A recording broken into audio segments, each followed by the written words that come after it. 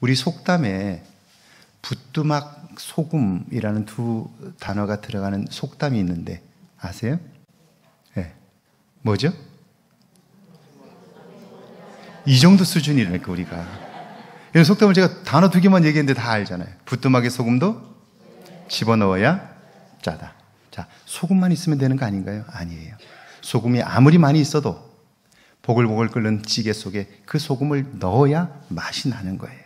마찬가지로 믿음이라고 하는 것은요, 내가 가지고 있다고 그 믿음의 능력이 나타나는 것이 아니라 믿음은 행할 때 나타나는 거예요. 할렐루야.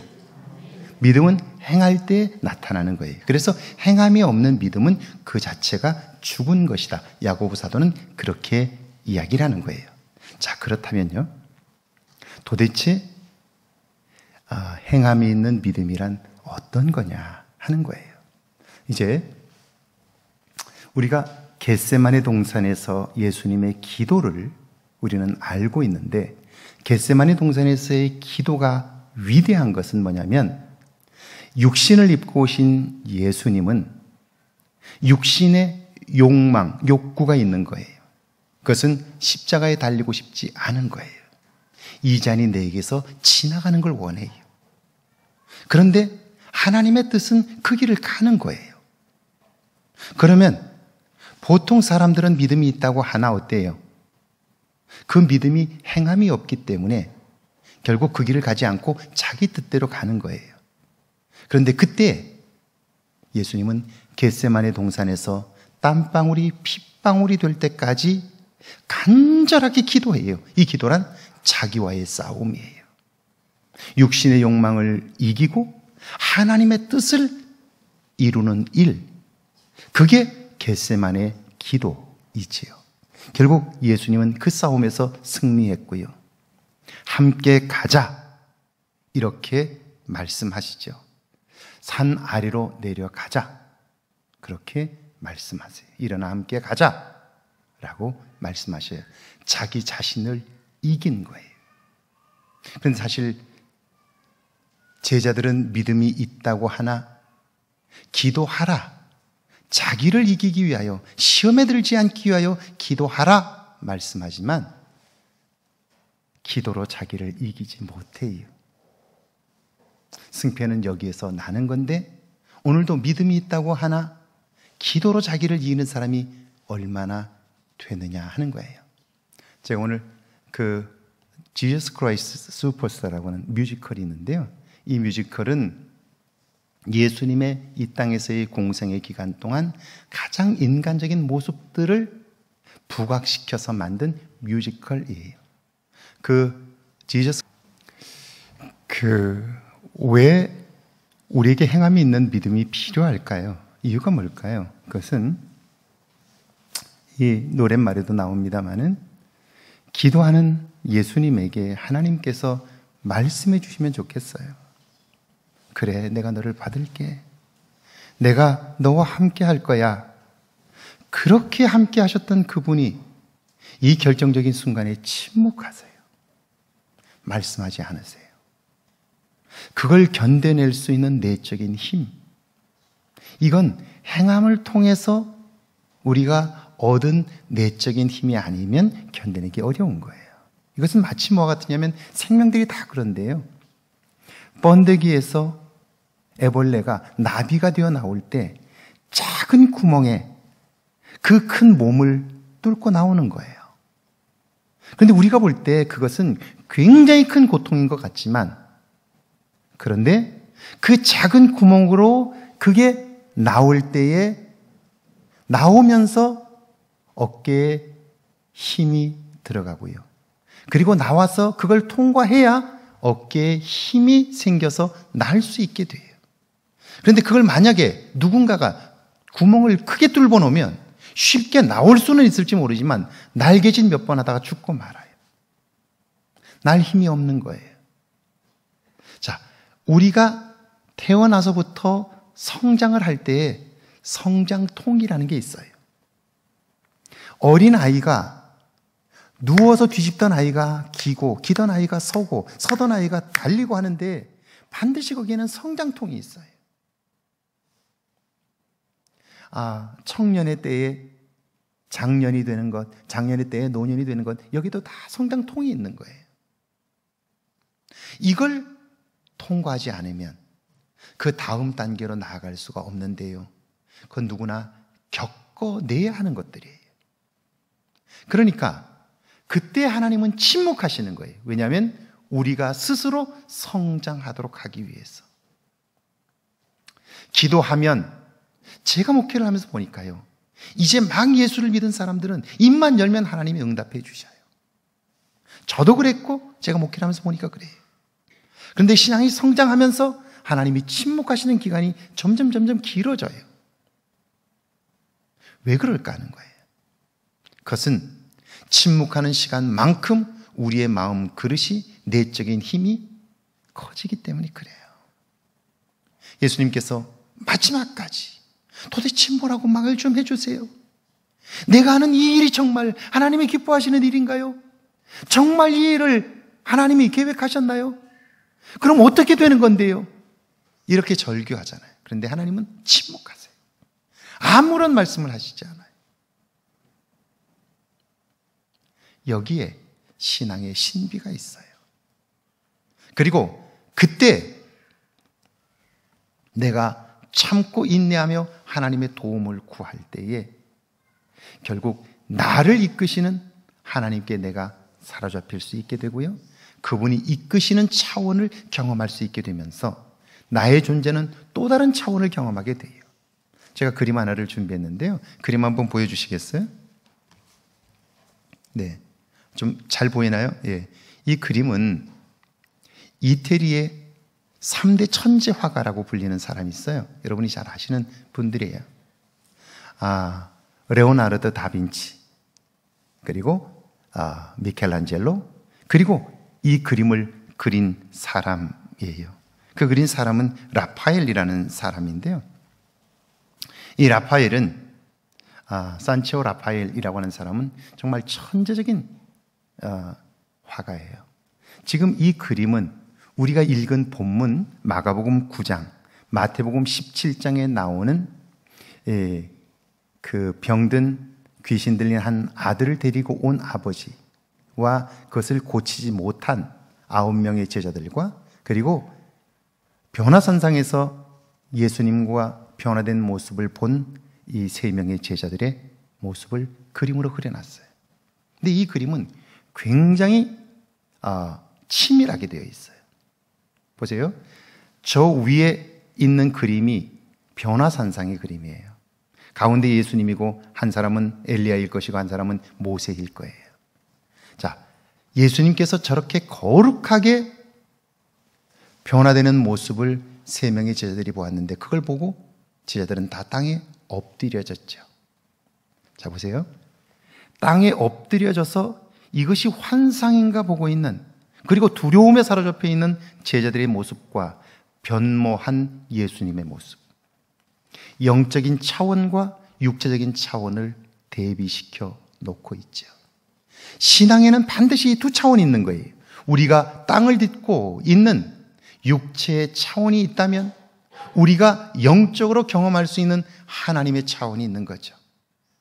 근데 오늘날 많은 그리스도인들이 내가 발 딛고 있는 땅의 차원밖에 이해를 못하고 그걸로 하나님까지도 이해하려고 하는 거예요. 그러니까 신비감이 없는 거예요.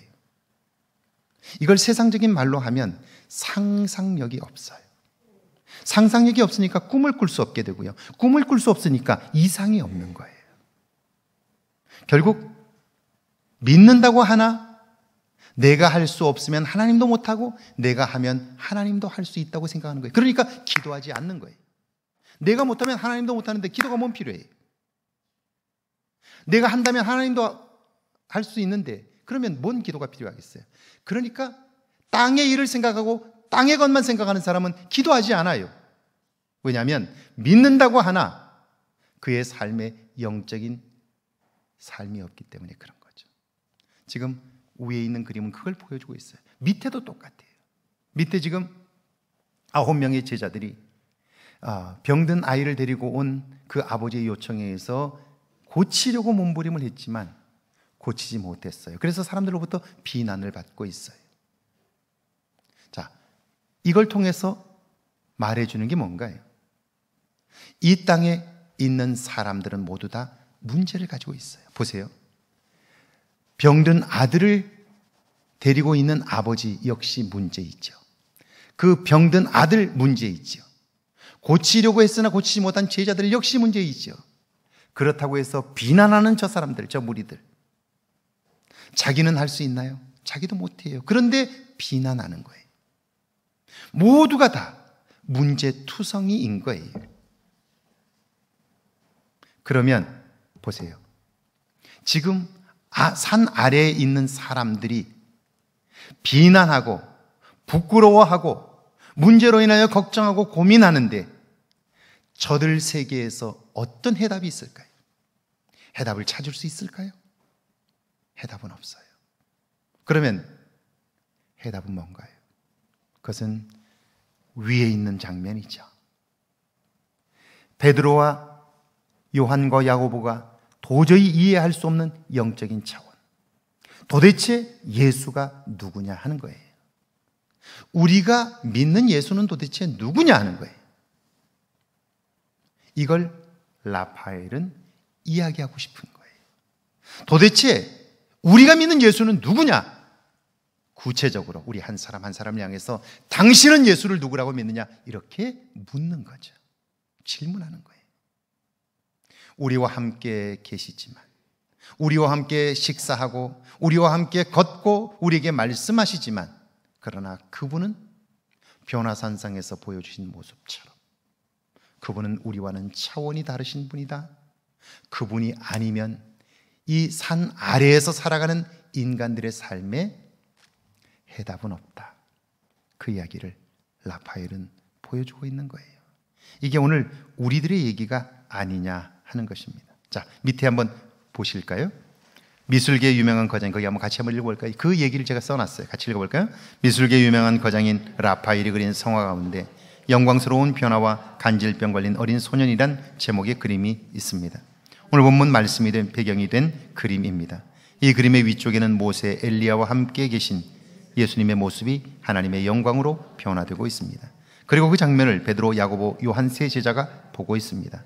그런데 그림의 아래쪽에는 9명의 제자들이 간질병 걸린 어린아이 하나를 고치려고 애를 쓰지만 실패하여 당황하는 모습이 그려져 있습니다. 이것은 현실과 초월, 문제와 해결, 묶임과 구원의 극적인 대조를 보여주는 그림이에요. 자, 그러니까 우리의 눈이 한쪽에 매여 있으면 우리의 삶에 만족감은 없어요. 보람도 없고 기쁨도 없어요. 문제는 있으나 해결점도 없는 거예요. 그래서 보세요. 여기 현실과 초월. 우리가 이 땅에 살아가며 그리스도인으로 산다는 것은 현실에 발을 디디고 살지만 우리의 눈은 우리의 차원을 넘는 초월적 세계를 볼 수 있는 거예요. 예수님을 통해서 가능한 거죠. 그뿐 아니라 문제를 만나나 그 문제를 넉넉히 해결할 수 있는 분을 보는 거예요. 내가 지금 나의 한계에 묶여 있으나 그러나 내 삶에서 그분으로 인하여 구원을 경험할 수 있다는 사실을 이 라파엘의 그림을 통해서 오늘 말씀을 통해서 우리가 발견할 수 있게 되는 거죠. 자, 그 첫 번째입니다. 문제없는 사람은 없습니다. 14절과 15절 같이 한번 읽습니다. 시작. 큰 무리가 그들을 둘러싸고 서기관들이 그들과 더불어 변론하고 있더라. 예수를 보고 매우 놀라며 달려와 문안하거늘. 자, 보세요. 큰 무리, 온 무리, 서기관. 자, 이 사람들이 도대체 왜 모여 있을까 하는 거예요. 이 사람들이 왜 와서 비난을 하고 왜 함께 모여 있을까 하는 거예요. 자, 그들은 정치, 경제, 사회, 종교적으로 삶의 결핍을 경험하고 있는 사람들이에요. 무언가 삶의 문제는 있는데 해결책이 안 보이는 거예요. 그래서 그들은 조그마한 어떤 일만 벌어지면 모이기 시작해요. 거기에 뭔가 있나 해서 모이기 시작하는 거예요. 이 세상에 있는 모든 사람들은 다 그래요. 결핍 속에서 살아가는 거예요. 말하지 않아서 그렇지 누구나 다 결핍 속에서 살아가요. 그런데 다 안 그런 척 하는 거죠. 17절과 18절, 20절과 22절입니다. 같이 읽습니다. 거품을 흘리며 이를 갈고 파리에 지며 심히 경련을 일으켜 불에도 물에도 넘어지는 자녀를 가진 아버지. 예, 자, 이게 뭐예요? 문제는 있으나 해결할 방법이 없는 거예요. 오늘 우리가 살아가면서 근심하고 걱정하는 이유가 뭔가요? 문제는 있으나 해결점이 없잖아요. 우리가 겪고 있는 모든 분야에서 문제는 계속되고 있어요. 여러분 보세요. 여러분과 자녀와의 관계 어떤가요? 여러분 자녀 어떤가요? 여러분의 가정은 어떤가요? 여러분과 사회의 관계는 어떤가요? 여러분과 친구의 관계는 어떤가요? 모든 영역에서 생각해 보세요. 다 문제투성이죠. 문제에서 벗어날 수 없는 거예요. 자, 문제는 어디에도 있는데 해결할 능력이 없는 거예요. 자, 28절이죠. 같이 한번 읽습니다. 우리는 어찌하여 능히 그 귀신을 쫓아내지 못하였나이까? 문제를 해결하지 못하는 제자들이에요. 제자들이에요. 문제를 해결하지 못해요. 자, 그래서 밑에 한번 같이 읽어볼까요? 이 세상 모든 사람들이 문제를 안고 살아갑니다. 그러니까 우리는 이렇게 생각해요. 내가 문제가 있어서 걱정이 충만하면요, 저 사람은 무슨 걱정이 있을까 그렇게 생각해. 어떤 분들은 목사님은 무슨 걱정이 있을까 그렇게 생각해. 아니에요. 이 세상의 모든 사람은 다 문제투성이에요. 우리가 돈 걱정할 때는 돈 많은 사람은 걱정이 없을 것 같아요. 그리고 자식 걱정하는 사람은요, 자식이 잘 된 사람만 보면 저 사람 무슨 걱정이 있을까 그렇게 생각해요. 그렇지 않아요. 제가 1988년 우리나라에서 가장 모든 사람들이 부러워하는 결혼식을 제가 봤어요. 1988년에 대대적인 결혼식이 하나 있었어요. 여러분도 다 보셨어요. 알고 계세요. 현직 대통령 노태우 대통령의 딸 노소영 씨와 SK그룹의 최종현 회장의 아들, 장남이죠. 최태원 회장의 결혼식이었어요. 현직 대통령의 딸과 재벌가의 장남, 이제 그 장남이 SK그룹의 회장이 될 사람이에요. 굴지의 그룹의 회장 될 사람과 결혼하는 거예요. 대단한 거 아니에요? 권력으로서 최고, 그리고 기업가로서 최고가 만난 거예요. 근데 놀라지를 않아요, 어떻게. 아니, 그것보다 더 엄청난 결혼이 있나요? 우리나라에서 그 결혼은 최고였어요. 현직 대통령과 재벌가의 총수가 될 후계자와 결혼하는 거예요. 근데 대부분의 이 결혼은 가문끼리의 결혼이었어요. 지금까지 재벌가를 보면요, 권력가, 세도가들을 보면 이 집안 사람들끼리 다리를 놓아가지고 서로 결혼했는데, 이 노소영 씨와 이 최태원 회장의 만남은 이 뚜쟁이들이 중매를 해서 만난 게 아니고요, 둘 다 시카고 대학에 유학을 했어요. 시카고 대학에서 유학을 하다가 한국 사람들끼리 만나는 모임에서 만났어요. 물론 뭐 알았겠죠. 저 사람이 누구인지 알았겠죠. 그런데 둘이 눈이 맞은 거예요. 그래서 연애를 시작한 거예요. 그리고 대통령에 취임하고 나서 청와대 안에서 결혼식을 했어요. 얼마나 많은 사람들이 부러워했을까요? 부럽지 않았나요? 대단한 결혼이었어요, 정말. 그러니까 인간이 맞출 수 있는 최고의 조합이었어요. 자기들이 좋아해서 만났고요, 사랑해서 결혼한 거예요. 그런데 그 집안이 당대 최고의 권력가와 당대 최고의 집안이었어요. 모두가 다 부러워했어요. 그리고는 부러워만 하고 잊어버렸어요. 그런데 어느 날부터인가 뉴스를 통해서 나오는 소식들이 들려오기 시작해요. 행복하지 못하다, 별거하고 있다, 다투고 있다, 이혼할지도 모른다. 그러더니 어느 날 불쑥 나타나 최태원 회장은 내가 혼외자가 있다고, 다른 부인으로부터 낳은 아들이 있다고 공개석상에서 이야기를 하기 시작했고요. 그 가정이 어떻게 살았는가를 알게 되었어요. 그렇게 부러워했는데, 그런데 지금까지도 재산 때문에 이혼 소송을 하고 있어요. 이 세상 모든 사람들은 다 문제를 안고 살아간다.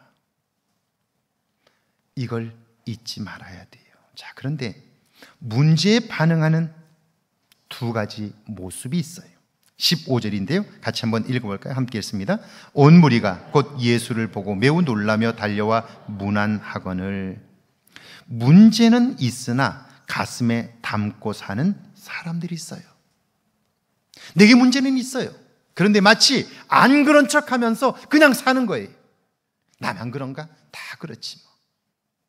이렇게 여기면서 사는 거예요. 아닌 것처럼 계속해서 옷으로 가리고 덮고 그러면서 사는 거예요. 여러분, 이렇게 되면 어떤 일이 벌어질까요? 문제는 마치 풍선과 같아요. 그래서 문제를 심각하게 느끼고 나의 내면에 쌓아두기 시작하면 그때부터 풍선이 부풀어 올라요. 팽팽하게 돼요. 그러면 조금만 건드려도 터져요. 요즘 현대인들에게 분노 게이지가 이렇게 높은 때가 없었어요. 건드리기만 하면 폭발해요. 경비원의 죽음, 사실은 그 사람이 나빠서가 아니라 그 속에 다스려지지 않은 분노들이 이런 불행을 만드는 거예요. 우리 속에도 이런 모습들이 있지 않느냐는 거예요. 문제는 있는데 가슴 속에다가 차곡차곡 쌓아두니까 바람 가득한 풍선처럼 건드리기만 하면 터질 준비가 되어 있는 거죠. 자, 이런 모습의 사람이 있어요. 그런데 17절에 보니까 또 다른 삶을 사는 사람이 있어요. 같이 읽어봅니다. 무리 중에 하나가 대답하되 선생님, 말 못하게 귀신 들린 내 아들을 예 선생님께 데려왔나이다. 자, 예수님께 나와 문제를 토로하는 아버지가 있어요. 자, 그런데요, 한번 보세요. 이 예수님이 누구일까요? 이 예수님은 나사렛 출신의 예수예요. 우리가 아는 것처럼 빌립이 친구 나다나엘에게 가서 내가 구약이 예언한 그 메시아를 만났다고 이야기를 하자 나다나엘은 똑똑한 사람이라 그 출신이 어디냐고 물어봐요. 나사렛 출신이라고 하자 나사렛은 무슨 선한 것이 나겠느냐고 그렇게 얘기해요. 이건 나다나엘의 얘기가 아니고 당시 사람들의 예수님에 대한 평가예요.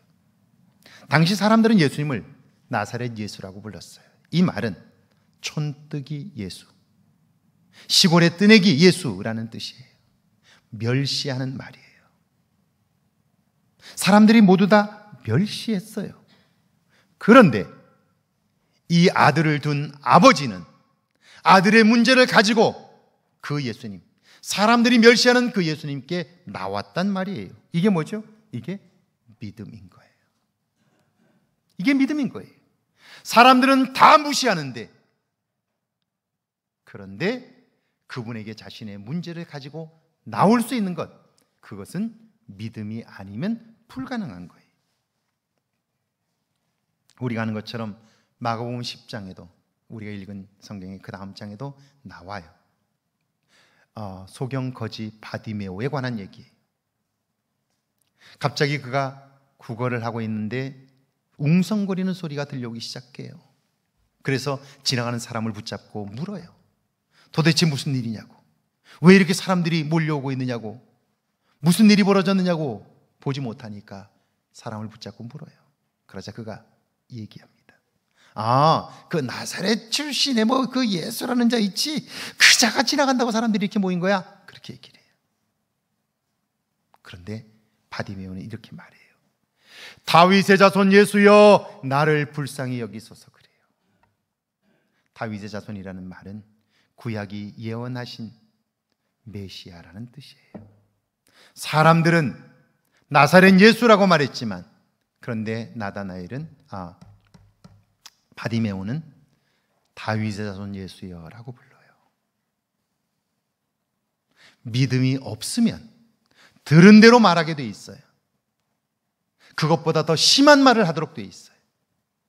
그런데 그 속에 믿음이 있으니까 듣기는 나사렛 예수라고 들었지만 나오는 말은 다윗의 자손 예수라고 고백하는 거예요. 믿음이 이처럼 삶의 차원을 다르게 하는 거예요. 믿음이 없다면 결코 이런 믿음의 말을 할 수 없는 거죠. 자, 그 다음이 중요해요. 믿음에 따라 행동하는 것이 달라요. 15절입니다. 같이 한번 읽어볼까요? 함께 했습니다. 매우 놀라며 달려와 인사합니다. 소문을 들어 알고 있는 그분을 만났어요. 인사를 하는 거예요. 단순한 호기심인데요, 기적이나 능력에만 관심 있는 거예요. 그러니까 이 사람들은 예수님께 엄청나게 많이 몰려왔지만 그들의 관심은 예수님이 누구인가가 아니에요. 그분이 이루시는 이 기적과 이사와 그리고 그분이 주시는 떡, 그걸 먹고 싶은 거죠. 그분의 능력에만 관심을 가져요. 그러니까 자기 자신의 문제를 내어놓지 않아요. 사람들을 쳐다보면서 자기는 아닌 척, 자기는 먹고 살만한 척. 왜? 예수님께서 떡을 주실 때 아이, 나는 뭐 집에 넉넉히 있어, 안 먹어도 괜찮은데, 그러면서 슬쩍 하나 집어서 먹는 거예요. 자, 그걸 기대하고 예수님에게 나오는 거죠. 그런데 17절입니다. 같이 한번 읽어볼까요? 시작.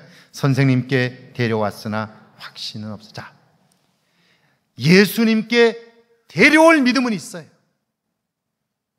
그러나 그분이 누구인지를 모르기 때문에, 확고하게 그분이 누구인지를 모르기 때문에 그분에게 전적으로 맡길 수는 없는 거예요.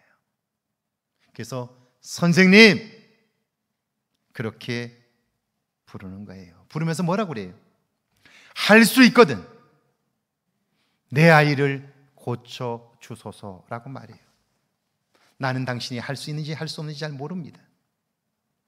믿음은 있어요. 그래서 데리고 온 거예요. 그런데 그 믿음은 작은 믿음이에요. 작은 믿음이에요. 그럼 작은 믿음에서 큰 믿음은 어떻게 옮겨갈 수 있을까요? 그분이 누구인가를 알아야 큰 믿음으로 갈 수 있는 거예요. 그래서 할 수 있거든, 이렇게 말하는 거예요. 할 수 있거든. 자, 제가 목회를 하는 동안 기도하는 사람들을 관찰해요. 그런데 기도하는 사람들의 경우들을 보면 여러 종류인데, 그런데 그들에게 공통점이 하나 있어요. 그게 뭐냐면, 대부분의 사람들이 내가 기도는 하지만 이 기도가 응답된다는 확신이 별로 없어요. 그러니까 이런 농담이 성행해요. 유행했어요, 한때. 천국에 가면 큰 방이 하나 있는데 그 방에는 선물 보따리가 잔뜩 있대요. 근데 보니까 그 선물 보따리에 이름표가 붙어 있는데 다 한글로 써 있대, 한글로. 그래서 이게 뭐냐고 물어봤더니 천사가 이렇게 대답하더래요. 기도를 열심히 해가지고 그래, 내가 응답해 줄게. 그리고 선물을 챙겨가지고 주려고 가봤더니 벌써 이미 떠나가지고 다 잊어버리고 살더래요. 기도한 것조차 잊어버리고 살더래요. 그래서 선물을 줄 수가 없었대요. 기도하는 사람들 역시 기도에 대한 확신이 없는 거예요. 할 수 있거든, 이렇게 기도하니까요, 기도하고도 잊어버려요. 그것이 응답될 때까지 기다리지 못해요. 그러니까 기다려야 차원을 넘게 되거든요. 일어나라, 함께 가자, 그 얘기를 할 수 있거든요. 그런데 그 확신이 없기 때문에 기도는 하지만 나 자신을 이기고 하나님의 뜻을 이룰 수가 없는 거죠. 아이를 데리고 예수님께 나오기는 나왔어요. 그런데 이렇게 말하잖아요. 할 수 있거든 내 아이를 고쳐주십시오. 예수님의 대답입니다. 23절과 24절이죠. 같이 한번 읽어볼까요? 시작. 할 수 있거든이 무슨 말이냐? 믿는 자에게는 능히 하지 못할 일이 없느니라. 그때 그가 말합니다. 내가 믿나이다. 나의 믿음 없는 것을 도와주소서. 아하, 여기서 우리가 알 수 있는 게 있어요. 믿음이란 같은 믿음이 아니에요. 나오는 믿음이 있는가 하면 확신을 가지고 예수님께 매달려 예수님이 주시는 응답을 받는 믿음이 있는 거예요. 이건 행함을 통해서만 경험할 수 있는 거예요. 그러면서 그는 말해요. 나의 믿음 없는 것을 도와주셔서. 나오는 믿음은 있었잖아요. 그런데 왜 믿음이 없다고 그래요? 행함이 있는 믿음이 없다는 거죠. 행함이 있는 믿음. 그러니까 믿음은 두 차원이겠네요. 하나는 나올 수 있는 믿음이 있다면 이제 행할 수 있는 믿음이 필요한 거예요. 그때 우리는 그분으로 말미암아 내가 상상하지 못하는 육체적 차원이 아니라 영적인 차원을 경험할 수 있게 되고요. 기도의 차원이 아니라 응답의 차원을 경험할 수 있게 되고요.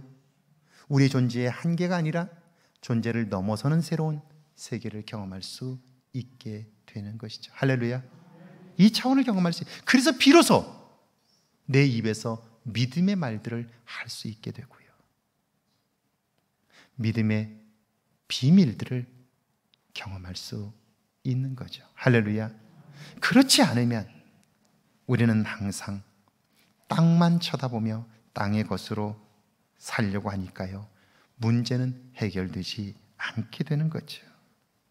능치 못함이 없는 그리스도, 예수님을 믿는 그 믿음, 그래서 그분에게 전적으로 의지하고 그분이 행하실 일들을 믿는 믿음, 그 믿음이 우리의 존재를 새롭게 할 수 있는 거죠. 자, 예수를 믿는 믿음과 더불어 또 하나의 믿음이 필요한데 그건 행함이 있는 믿음이에요. 28절이죠. 같이 한번 읽어볼까요? 함께 했습니다. 우리는 어찌하여 능히 그 귀신을 쫓아내지 못하였나이까. 보세요. 이 제자들도 예수님을 믿는 사람들이에요. 그런데 왜? 그들은 왜 귀신을 쫓아내지 못했나요? 믿음이 없었어요? 아니요. 또 다른 차원의 믿음이 필요하다는 걸 몰랐던 거죠. 여기 29절입니다. 같이 한번 읽습니다. 기도 외에 다른 것으로는 이런 종류가 나갈 수 없느니. 행함 있는 믿음이고요. 이건 자기 자신의 육체의 한계, 육체의 욕망을 이겨내지 못하면 결코 경험할 수 없는 세계인 거죠. 이 육체의 차원을 이겨내고 예수님께서 그래서 겟세마네 동산에서 기도를 보여주신 거죠. 아버지여, 이 잔을 내게서 지나가게 하옵소서. 이게 육신의 한계를 가진 인간의 간구예요. 내 생각이에요. 내 욕구예요. 그러나 그 다음 기도가 그래서 중요한 거예요. 그러나 아버지여, 내 뜻대로 마옵시고 아버지의 원대로 되기를 원하나이다. 할렐루야. 이게 행함이 있는 믿음이고요. 그걸 할 수 있도록 도와주십시오 라고 하는 기도를 통하여 육체의 한계를, 육체의 욕구를 디디고 섬으로써 결국 영적인 세계, 하나님의 차원을 경험하게 되었던 거죠. 이게 행함이 있는 믿음의 세계인 것이죠.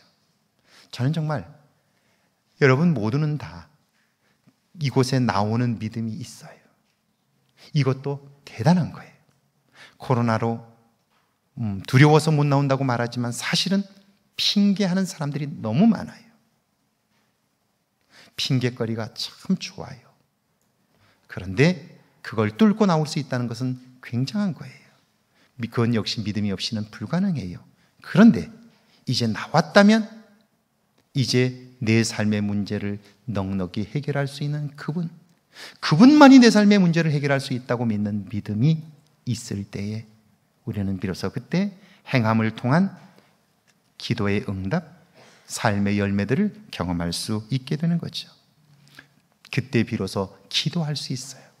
기도를 통하여 나의 한계를, 욕구를 넘어설 수 있게 되고요.